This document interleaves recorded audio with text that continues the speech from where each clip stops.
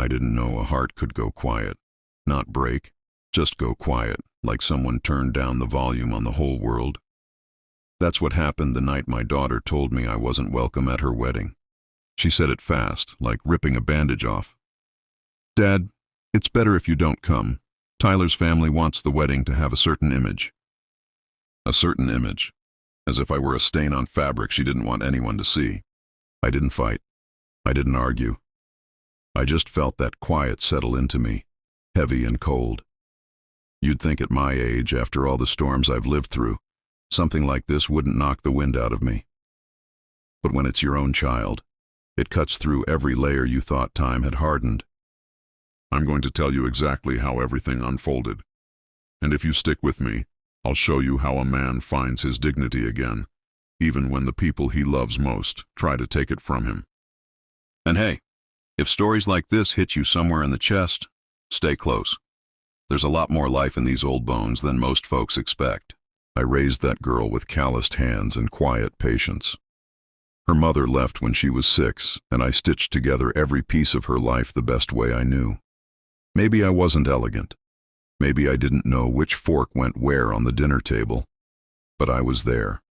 That's what made the uninvitation feel like a punch wrapped in silk. It didn't stop there. A week later, the wedding planner called me by accident. She must have dialed the wrong Harry. She was talking to someone on speaker, and every word branded itself into me. "Yes, he's completely removed from the ceremony," she said. "Your daughter was very firm about it.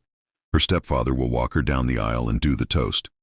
Her stepfather, a man who'd known her 5 years, replacing the man who raised her 30. I didn't say anything, didn't call back, didn't confront her. I just listened to the quiet inside me grow heavier. The thing about aging is you learn not to act in the heat of pain. You let the moment breathe. You let the world show its cards. That patience saved me, because the next week I walked into my lawyer's office for a completely unrelated matter. Just routine stuff about my estate, papers that needed signing. But fate has a strange way of spinning the wheel when you least expect it. My lawyer looked at me over his glasses and said, "Harry, there's something you should know about a property you technically still co-own." I raised a brow. "Co-own? I haven't invested in anything new for 15 years. He turned his monitor toward me. A property map, an address. My heart thudded once, then twice. It was the land underneath the exact wedding venue my daughter booked. Half of it was still legally tied to an old partnership of mine from decades ago.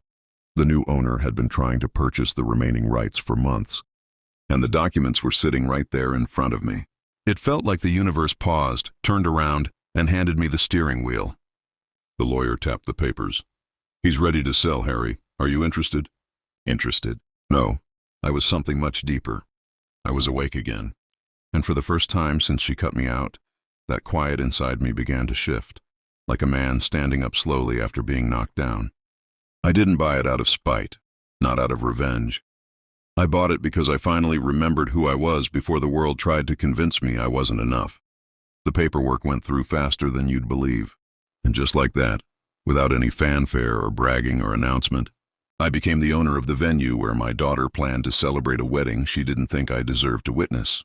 And every contract now required my signature. That's when the story truly begins. Owning that venue didn't make me triumphant. Not at first. It made me still. Like standing on the shore after a storm, looking at the wreckage and not knowing what to feel. I wasn't out to ruin her big day. I wasn't out to prove I held some secret power. I just wanted my dignity back, a place at the table of a life I helped build. The first ripple hit 2 days later.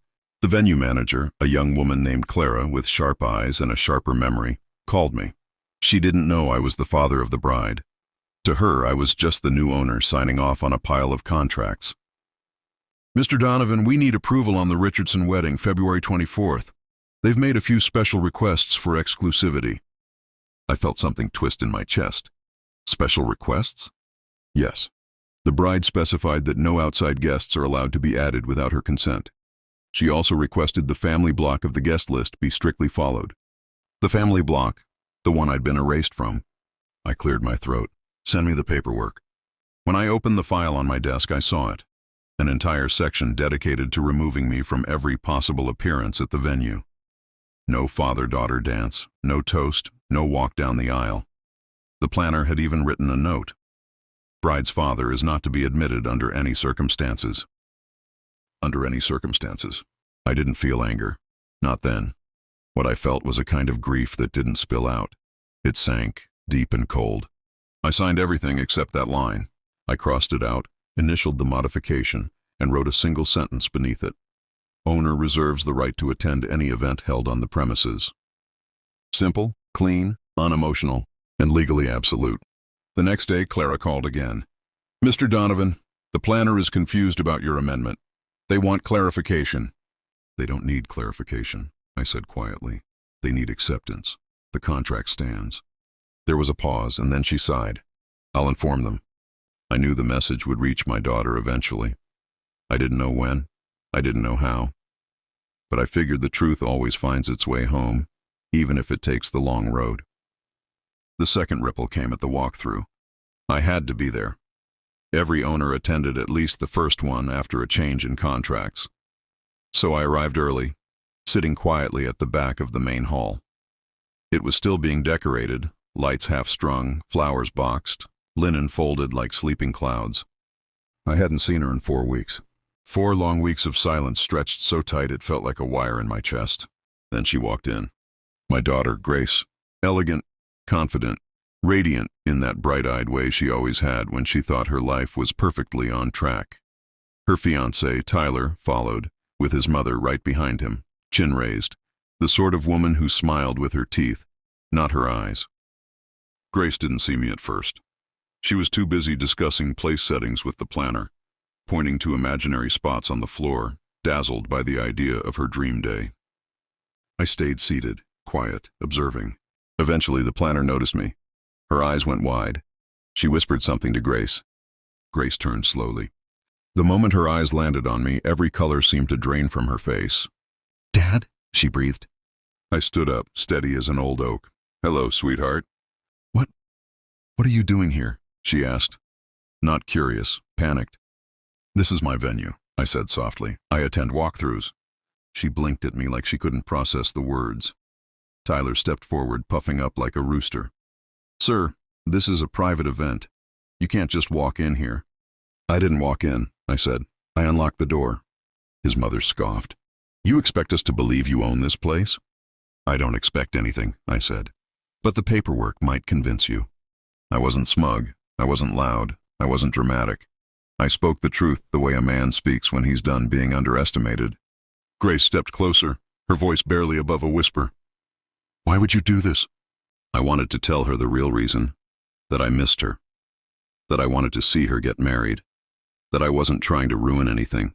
I was trying to reclaim a piece of the life she'd pushed me out of. But words are hard when the wound is fresh. "I'm here because you erased me," I said. "And I'm not going to disappear just because it's convenient." Her eyes shimmered, but she didn't cry. She just looked conflicted, like a child caught between pride and regret. The planner cleared her throat. "Should we continue the walkthrough?" "Please do," I said, stepping aside. I didn't leave. I remained there, standing quietly in the corner as they measured aisles and checked lighting, like a ghost who refused to fade. And the entire time I could feel Grace's eyes flick toward me, again and again, like she was trying to understand who I had become, or maybe who I had been all along. By the end of that hour, one thing was clear. This wedding was no longer hers alone. It was happening on ground that belonged to both of us. And fate wasn't done shifting yet. I didn't sleep much after that walkthrough. Not because of anger, not even because of sadness. It was something heavier, something older, like a memory waking up in my bones. I kept replaying the look on Grace's face, that flicker of panic followed by something she tried to hide. Shame, maybe. Or fear that the image she'd built, the one she curated for her fiancé's family, was beginning to crack. I wasn't there to break her world. I was there because she broke mine. But life doesn't wait for emotions to settle. The next morning, the real storm hit. Clara called again, earlier than usual, voice tense. "Mr. Donovan, the bride's family has requested an emergency meeting with ownership. That's you." Of course they did. I arrived 30 minutes later. The main office of the venue was a quiet, modern space, glass walls, pale wood, the kind of decor that tries to pretend emotions don't exist. But when I stepped inside, the air was thick enough to chew. Grace was there, her fiancé, his mother, the planner, and two lawyers dressed like they ironed their ties with judgment. The moment I walked in, the room went still. Tyler stood up first. "This is unacceptable. You blindsided us." I took off my coat, draped it neatly over a chair, and sat. I didn't blindside anyone. I followed legal procedure. His mother leaned forward, voice dripping with hostility. "You're trying to ruin their wedding." I met her eyes, calm as an old river. "Ma'am, if I wanted to ruin the wedding, you wouldn't be sitting in this room. You'd be sitting in a church with a canceled contract." That shut her up quick. One of the lawyers cleared his throat. "Mr. Donovan, our clients are requesting your immediate removal from all venue operations involving this wedding. They feel your involvement constitutes undue emotional interference." I raised a brow. "Emotional interference," I repeated. "That's a new one." Grace was quiet, her hands twisted in her lap. She wouldn't look at me. That hurt more than anything the lawyers could have said. I leaned back. "Let me be very clear. I'm not trying to stop the wedding.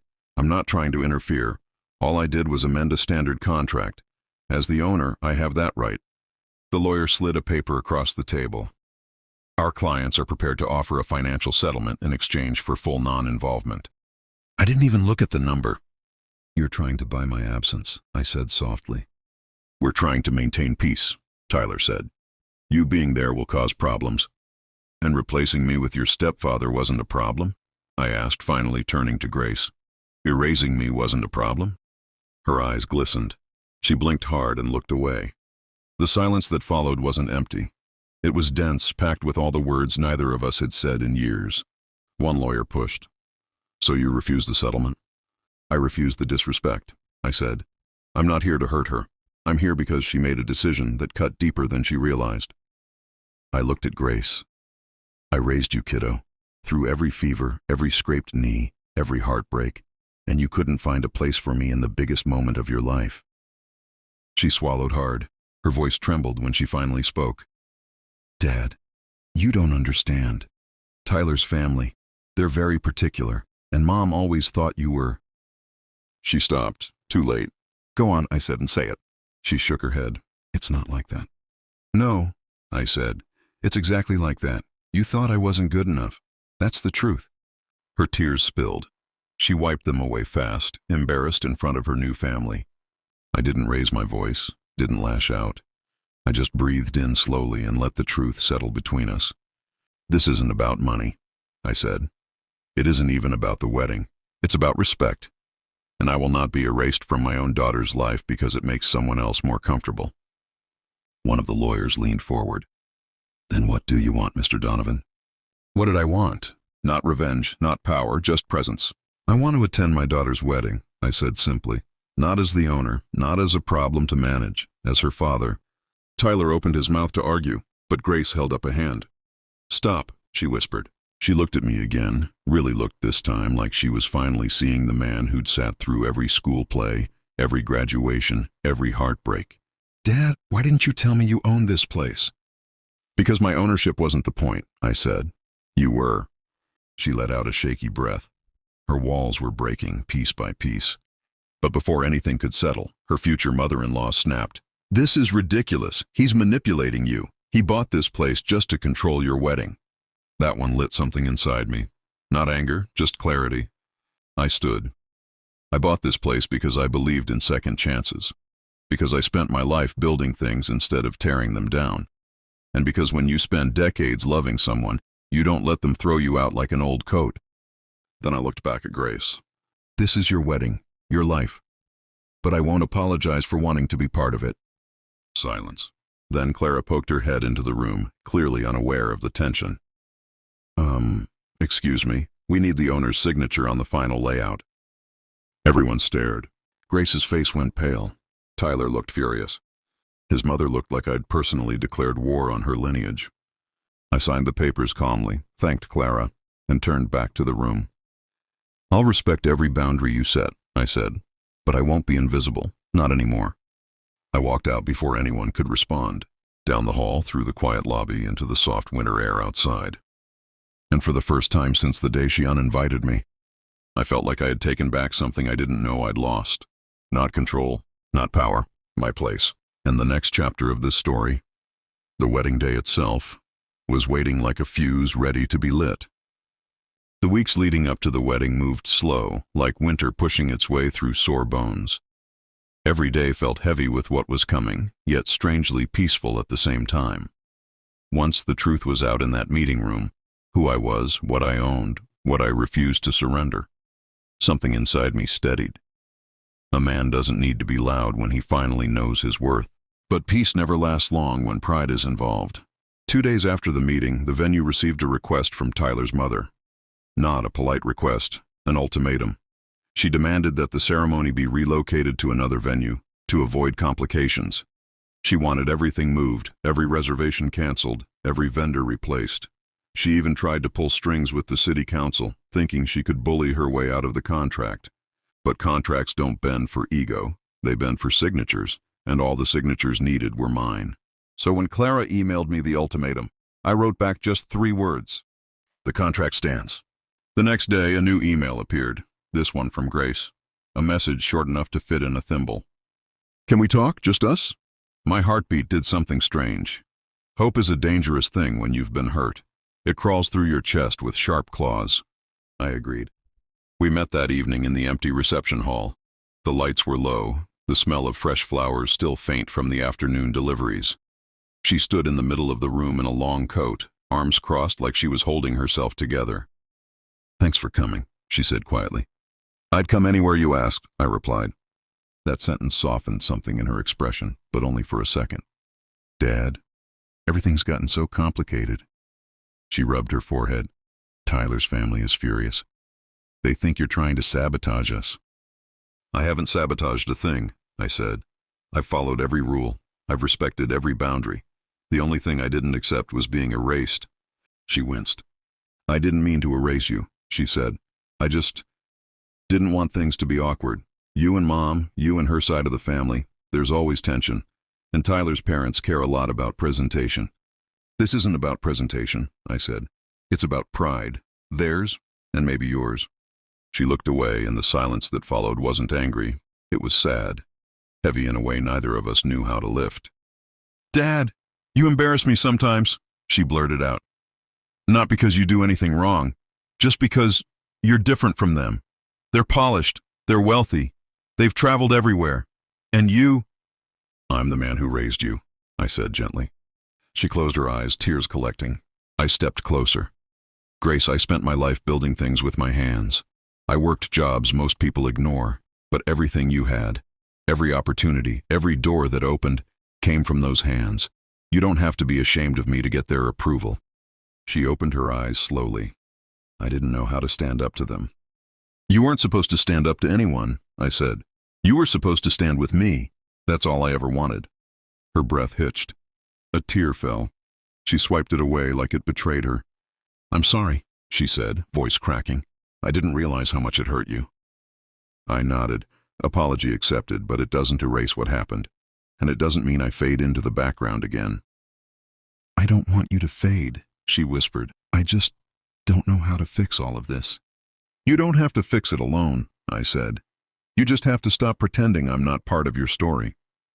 That moment, right there, was the closest we'd been in years. But healing is slow, and pride, especially from the people around her, doesn't die quietly. Because the next morning, everything blew up again. Tyler showed up at my house. No call, no appointment. Just a double knock that sounded like anger dressed in confidence. I opened the door. We need to talk, he snapped. I stepped aside politely. Come in then. He walked in like a storm wearing expensive shoes. Didn't sit, just paced. I don't know what your angle is, but this power play has to stop. No angle, I said. Just a father who won't disappear. He stopped pacing and glared at me. You're embarrassing her. That's my daughter, I said calmly. Not your possession. His jaw tightened. You think owning the venue makes you powerful? It makes you petty. I chuckled softly. Petty would have been canceling the wedding. Petty would have been raising the price. Petty would have been throwing your contract in the shredder. I haven't done any of that. He froze. You could do that? He asked. I shrugged. Everything here has my signature, you tell me. His confidence cracked. Not much, but enough to see the boy beneath the man he pretended to be. He turned away, running a hand through his hair. My family is furious. They think you're trying to humiliate us. Your family is humiliating itself, I said. I haven't made a single scene, not once. He spun back around. So what do you want then? You want to walk her down the aisle? You want a toast? You want to be the hero in this? No, I said. I want to witness my daughter's happiness. That's it. He stared at me, searching for something he couldn't name. Then he said, if we let you come, you can't make it about you. No speeches, no big moment, no drama. I smiled sadly. Son, my presence isn't drama, it's history. He didn't know how to respond to that. He just shook his head and left without another word. But something in his eyes told me the message had landed. And Grace, she didn't text me that day, or the next. But silence doesn't always mean distance. Sometimes it means she was trying to figure out how to stand up for the first time in her life. Meanwhile, the venue transformed around us. Every day brought new decorations, new flowers, new chairs lining up in rows like quiet witnesses waiting for the truth to unfold. I walked the halls after hours, touching the wood railings, listening to the echo of a life I'd accidentally stepped back into. And every time I saw the rows of chairs, the archway, the aisle, I felt that slow-burning hope again. Not hope that she'd apologize.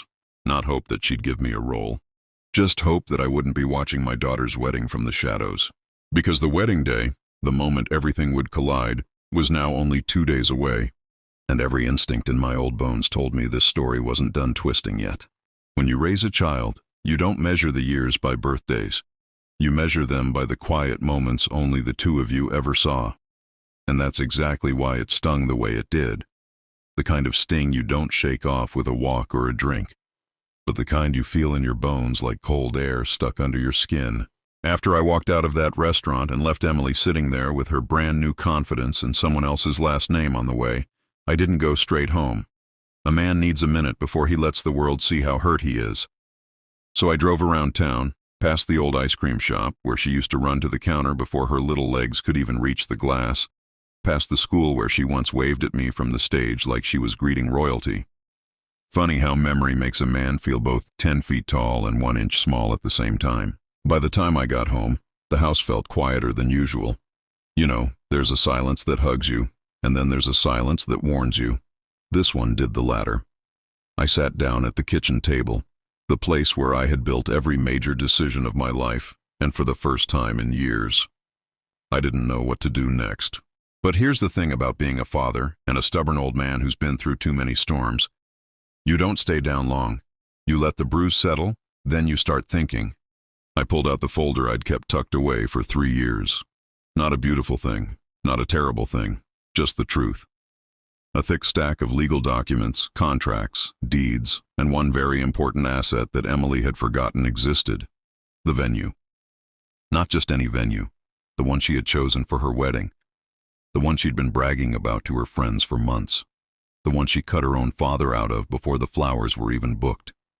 You see, that venue hadn't belonged to the city. It hadn't belonged to the company that claimed to own it. It had belonged to me. Quietly, cleanly, bought in full, tucked into a trust she didn't even know existed. And I never told her because a parent doesn't need applause for gifts meant for the long run. I'd bought it back when her mother was still alive, when we dreamed of Emily walking down the aisle someday. I thought maybe she'd want to get married there. I thought maybe I'd hand her the keys as a wedding gift. I never expected I'd be sitting at a table years later trying to decide whether to honor that dream or bury it. While I was sifting through papers, my lawyer, old friend of mine named Carter, called me out of the blue. I didn't even have to say hello before he asked what was wrong. That man has known my voice for 40 years. I told him everything. The lunch, the dismissal, the new family she seemed to have built that didn't include me. There was a long pause, the kind where you know the other person is checking every thought before they let it out. Then he said, "Harry, if she cut you out, then why are you still holding the door open?" That line sat me upright. Maybe I'd been clinging to the idea of the little girl she used to be instead of the woman she'd chosen to become. One who didn't see value in her own father unless there was money involved. Maybe I'd been hoping she'd come around, say sorry, say she overreacted, say anything. But she didn't, and I realized something hard, but necessary. If she had chosen distance, I didn't need to chase, I just needed to stand my ground. Carter cleared his throat. The venue's paperwork is still in effect, right? Every line of it, I said. And the contracts? Renewable annually under my name. He let out a whistle. Then I'd say you're holding a loaded deck. Now I want you to understand something. Revenge wasn't the goal. It never is for a man my age. Vindication? Maybe. Truth? Absolutely. But revenge?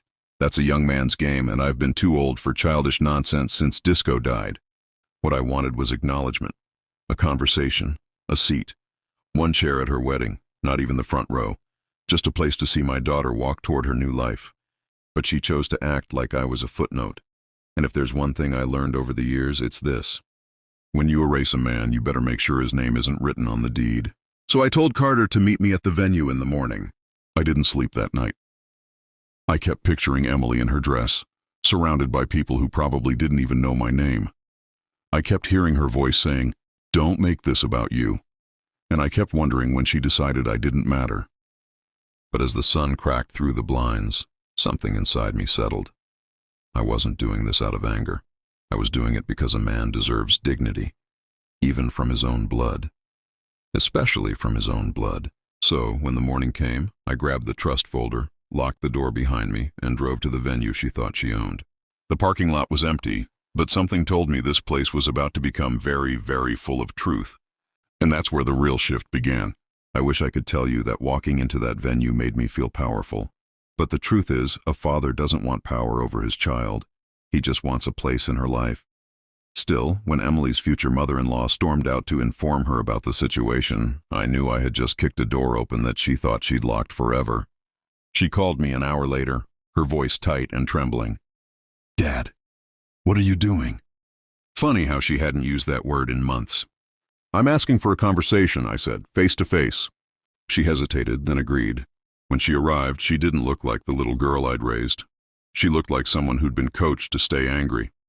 But anger doesn't intimidate an old man who's buried a wife, endured layoffs, survived recessions, and watched friends fade away. Anger is just fear in a louder costume. We sat in the empty hall, just the two of us. "Why didn't you tell me you owned this place?" she asked. "Because it was supposed to be a gift," I said, "not leverage."